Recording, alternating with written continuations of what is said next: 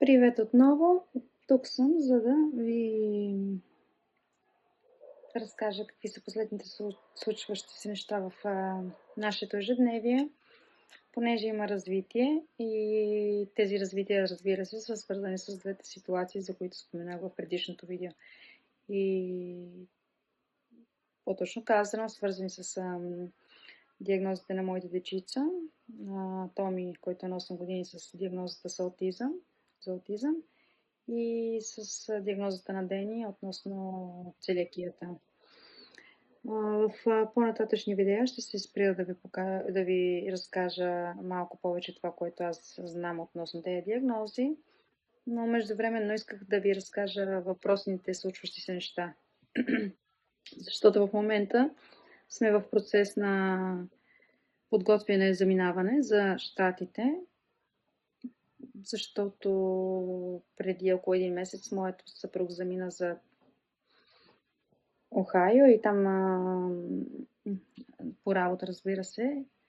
И идеята е тази да се установим всички там. Като начало, аз искам да отида първо една година, да видя дали ще успея да запиша децата на училище за август, защото там, доколкото знам, учебната година започва доста по-раничко. И да видим като цяло как ще се чувстваме, как ще бъде там, защото да, разбира се, Америка е мечта. Американската мечта не случайно я наричат така, със сигурност. И ние с тая идея сме много ентусиазирани, но аз обичам и да бъда реалист и първото, което е преди моите мечти, преди моите планове и идеи, които може би съм си създала аз и съпругът ми, най-важното е цялостното добро състояние на семейството и на децата ми. Така че това, което ще се опитам да разбера в тази една година, дали те се чувстват добре, дали биха се адаптирали за постоянно пребиваване и съвсем логично и да преценим и финансовата гледна точка, макар че не е тя нашата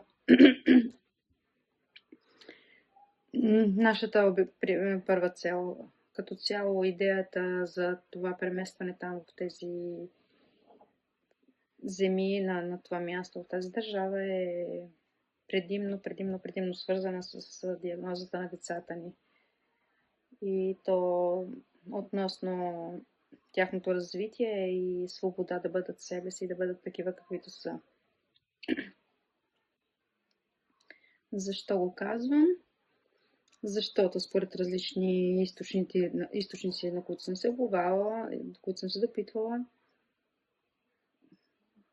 може да се кажете, че те там биха имали по-добри възможности. Денис като по-богат избор за храни и за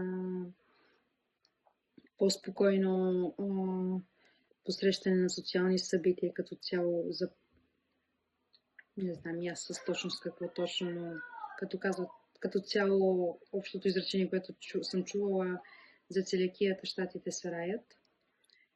Не знам дали е така.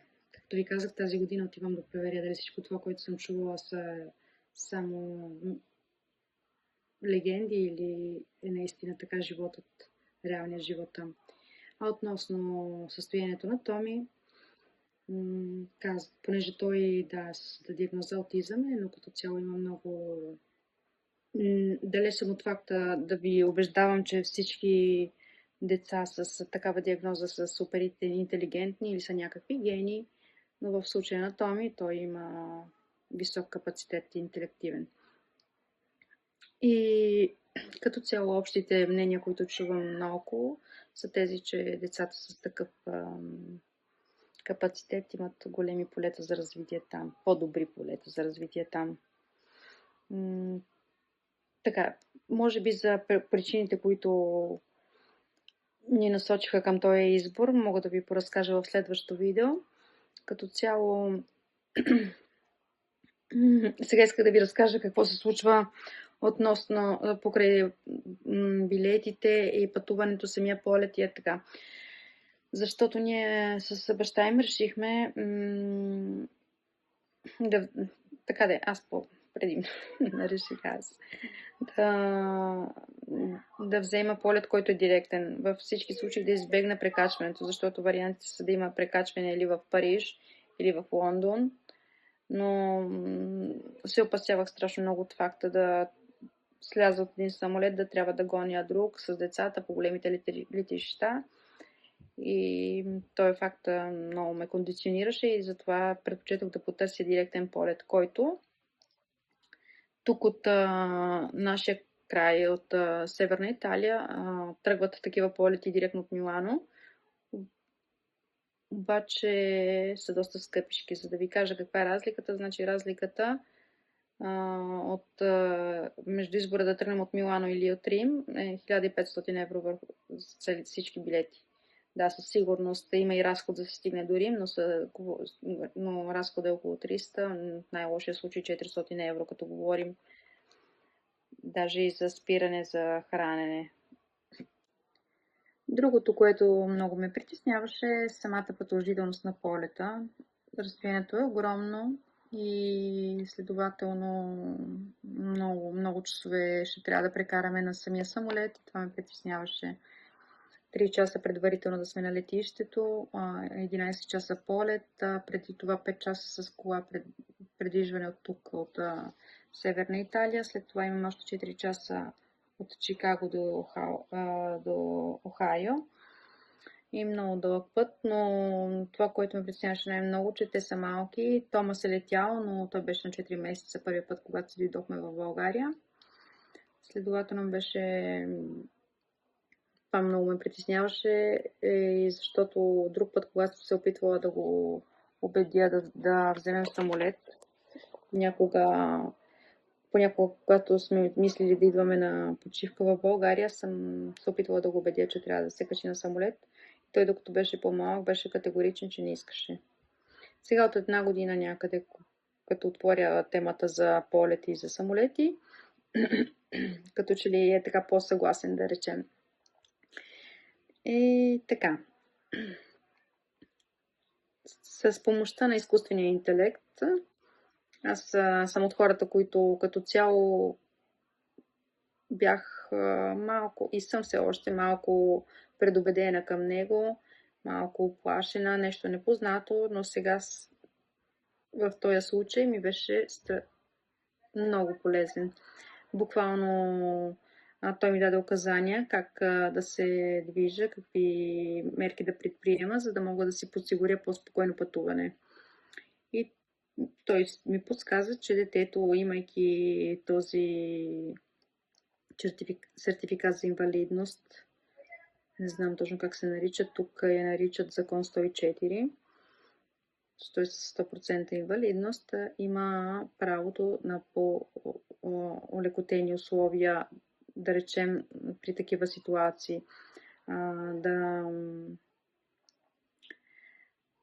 Значи, обадих се аз на централния номер на самата авиокомпания и в менюто ме насочиха към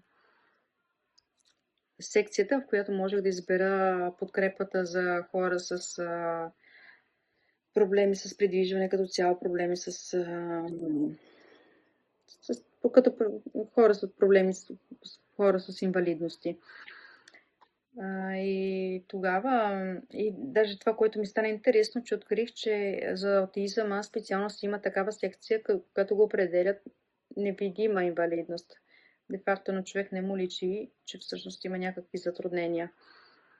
И когато се свързах с тях, те ме осигуриха, че ще имаме, не мога да се сетя сега за английският термин, но ако не се лъжа, fast track, може и да греша, сигурно не сгреша, защото моят английски е трагичен,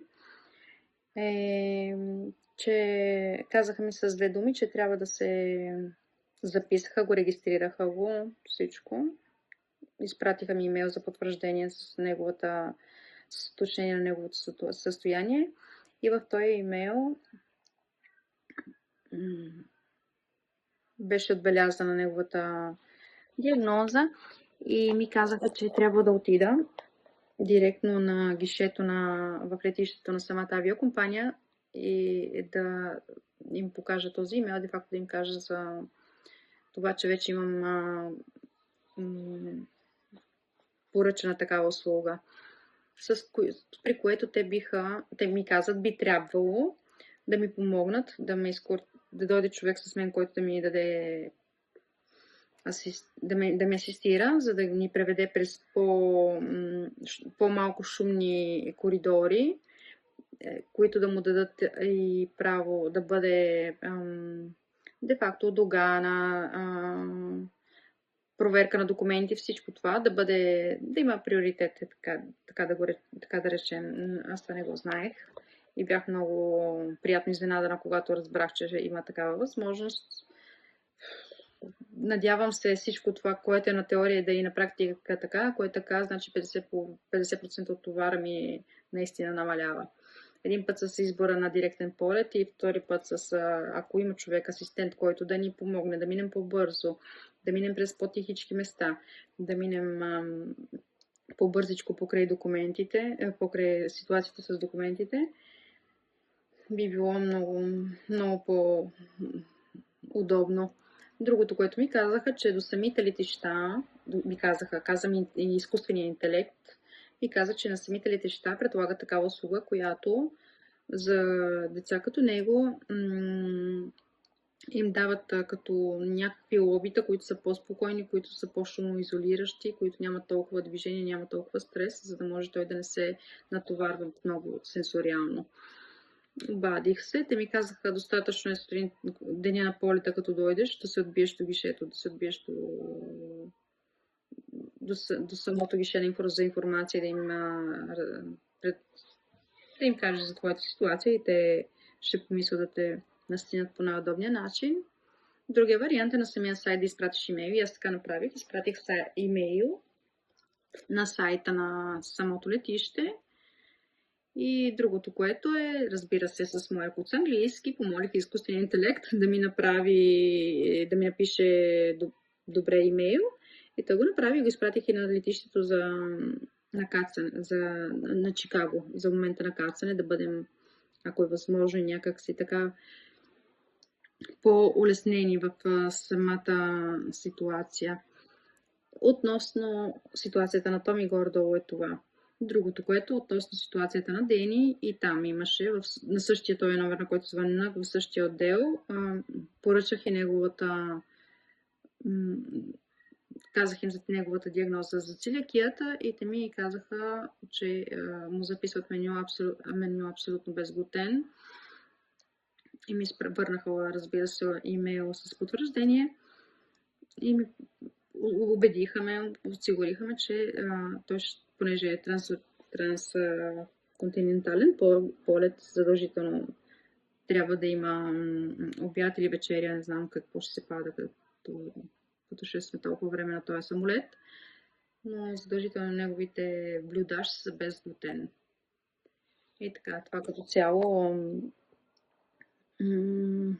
ме кара да се чувствам по-спокойно, защото се бях притеснила. Даже точно това говорихме с мъжа ми, той ми казваше да не взимате, да носите някаква храна, вика, защото на един някакъв преди него са му направили някакви страшни проблеми на доганата заради една ябълка. Той ми вика, не иди да носиш никаква храна. Аз му казвам, аз пък точно това прочетох, че точно заради факта, поради кондицията на Денис, бих могла да му занеса, да му взема в чантичка, каквито и да са протеинови барчета или сладкиши, каквито и да са сертификирани без глутен, за да се подсигуря, ако случайно по време на полета стане нещо, че неговият обяд или вечеря да бъдат объркани или за непредвидена ситуация, ето така да го наречем.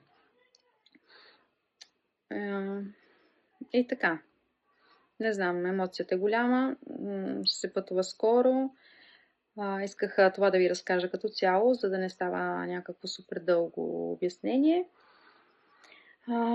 Относно пътуването и с багажа, отначало мислех да не нося никакъв багаж, но после премислих, защото разликата в цената на билета с багаж за ембаркиране не е толкова голяма. Не можем да пристигнем там съвсем без нищо, без никакви дрехи. Нали? Това е. За сега ви оставям и ви казвам бачи-бачи!